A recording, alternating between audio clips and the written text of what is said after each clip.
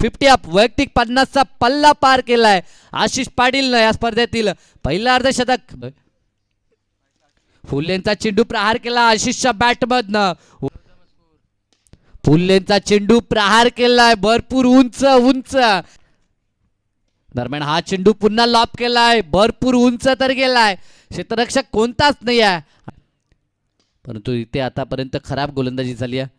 फटका चांगला आहे, मिडऑफच्या डोक्यावरनं बॉलला काढलंय ते इनफिल्डच्या वरतून अगदी, इथे देखील वन्स अगेन त्याच दिशेला। आता मात्र पुढील चेंडू लक्ष्मण यांचा, पुन्हा जागा बनवली होती परंतु बॉल चालला बॅकवर्ड स्क्वेअर लेग रिजन मधून, अगदी आउटफील्ड फास्ट आहे बॉल।